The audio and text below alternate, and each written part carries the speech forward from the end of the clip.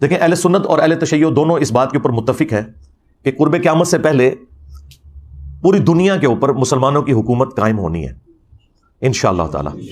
اور یہ وہ وعدہ ہے جو اللہ تعالیٰ نے قرآن حکیم میں کم از کم 3 جگہ پر اپنے محبوب صلی اللہ علیہ وآلہ وسلم سے کیا ہے. اللہ کے محبوب صلی اللہ علیہ وآلہ وسلم نے اس امت میں جو 5 بڑے بڑے ادوار ہیں ان کا ذکر کیا. اللہ تعالیٰ جب تک چاہے گا تم میں نبوت رہے گی، یعنی میرا وجود باقی رہے گا، پھر اللہ تعالیٰ مجھے اٹھا لے گا اور پھر میری وفات کے بعد خلافت علی منہاج النبوہ قائم ہو جائے گی، اور وہ بھی جب تک اللہ چاہے گا وہ رہے گی. پھر اللہ تعالیٰ جب چاہے گا اسے بھی اٹھا لے گا. پھر ملکن عاضن، جو ہمارے استاد ڈاکٹر اسرار صاحب یوں کرتے تھے، ملکن عاضن، کاٹ کھانے والی ملوکیت، یعنی اپنے مخالفین کو قتل کرنے والی حکمران، وہ قائم ہو جائے گی. اور پھر جب تک اللہ چاہے گا وہ بھی مسلط رہے گی امت کے اوپر، پھر اللہ تعالیٰ اسے بھی اٹھا لے گا.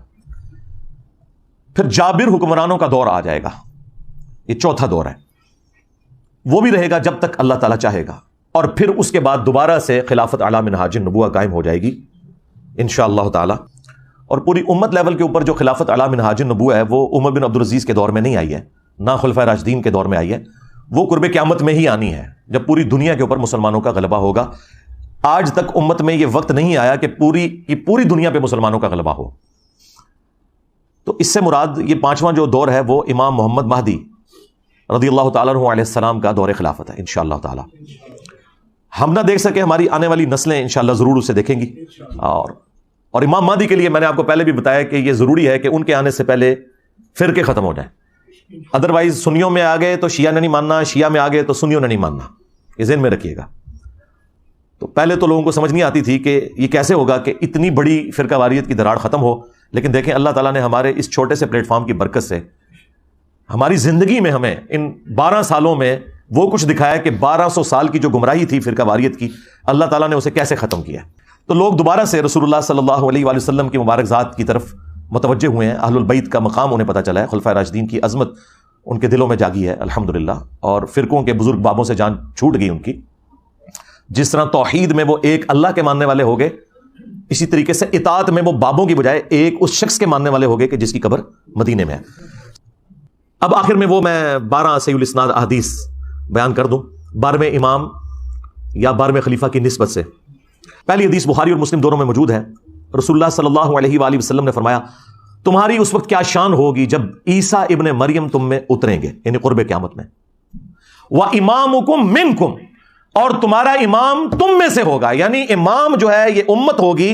اور عیسیٰ ابن مریم جو کہ اولو العزم پیغمبر ہیں، ان 5 اولو العزم پیغمبر جو سورۃ الاحزاب اور سورہ عاشوراء میں آئے، ان میں سے ایک اولو العزم پیغمبر مقتدی ہوگا اور امام وَإِمَامُكُم مِّنكُم، تمہارا امام تم میں سے ہوگا. دوسری حدیث مسلم شریف میں ہے، نبی صلی اللہ علیہ وآلہ وسلم نے فرمایا کہ میری امت کا ایک گروہ قیامت تک حق کے لیے لڑتا رہے گا حتیٰ کہ عیسیٰ ابن مریم نازل ہوں گے. اور مسلمانوں کا امیر ان سے کہے گا کہ آپ ہمیں نماز پڑھائیں، تو وہ کہیں گے کہ یہ اللہ تعالیٰ نے فضیلت اس امت کو دی ہے کہ تم میں سے بعض کے امام ہوتے ہیں، تو امامت تم کرو گے، اور یہ امام محمد مہدی علیہ السلام ہوں گے. تیسری حدیث بھی بخاری اور مسلم دونوں کے اندر ہے. نبی صلی اللہ علیہ وآلہ وسلم نے فرمایا، میری امت کے آخر میں ایک ایسا خلیفہ آئے گا جو مال بھر بھر کر دے گا لوگوں کو. وہ راوی حدیث جو ہیں وہ پوچھتے ہیں اس صحابی سے کہ کیا اس خلیفہ سے مراد عمر بن عبدالعزیز ہیں؟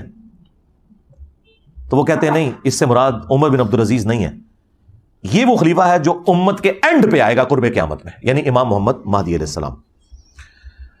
ایک اور تفصیلی حدیث ہے المستدرک للحاکم کے اندر موجود ہے. نبی صلی اللہ علیہ وآلہ وسلم نے فرمایا کہ مہدی میری امت کے بالکل آخر میں آئے گا، اور اللہ تعالیٰ اس کی برکت سے زمین پر بارشیں نازل فرمائے گا، زمین نباتات اگائے گی، پوری دنیا پہ عدل و انصاف ہوگا، وہ لوگوں میں مال تقسیم کرے گا. یہ وہی الفاظ جو بخاری مسلم میں بھی ہیں. مویشیوں کی ریل پیل ہوگی اور اسلام کا غلبہ ہو جائے گا. پھر وہ 8 سال تک دنیا میں رہیں گے اور پھر دنیا سے تشریف لے جائیں گے، یعنی 8 سال ان کا دور خلافت ہوگا. 5ویں حدیث سنن ابی داؤد میں ہے کہ نبی صلی اللہ علیہ وآلہ وسلم نے فرمایا کہ اگر دنیا ختم ہونے میں ایک دن بھی باقی رہ جائے، اللہ تعالیٰ میرے اہل البیت میں سے فاطمہ کی اولاد میں سے ایک شخص ضرور پیدا کرے گا جو پوری دنیا کو عدل و انصاف سے بھر دے گا. اب یہ ایک دن سے مراد یہ ہمارا ایک دن نہیں ہے جو قرآن میں ہے نا کہ اللہ کے ہاں جو ایک دن ہے وہ تمہارے 1000 سال کے برابر ہے، یعنی 1000 سال بھی آگے بچتے ہوئے نا آخری 1000 سال بھی رہ گئے تو اللہ تعالیٰ نے مہدی کو ضرور بھیجنا ہے. छठी हदीस भी सुनन नबी दाऊद में है। नबी सल्लल्लाहु अलैहि वसल्लम ने फरमाया कि महदी मेरे अहलुल बैत में से होगा और वो मेरी बेटी फातिमा की औलाद में से होगा। अब मुझे बताएं, जो महदी फातिमा की औलाद में से है वो आके ये कहेगा कि जी बनु उमैया की आप तारीफ करें और बनु हाशिम को नीचा करें? वो आकर जो है वो जंगे जमल सिफीन नहरवान में मौला अली अलैहिस्सलाम को सपोर्ट करेगा या नासबियों को सपोर्ट करेगा? आप खुद सोचें। 7वीं हदीस भी सुनन नबी दाऊद में है। आप अलैहिस्सलाम ने फरमाया कि दुनिया उस वक्त तक खत्म नहीं होगी जब तक कि मेरे अहलुल बैत में से एक शख्स अरबों का बादशाह ना बन जाए जिसका नाम मेरे नाम के ऊपर होगा, मोहम्मद बिन अब्दुल्ला अल महदी।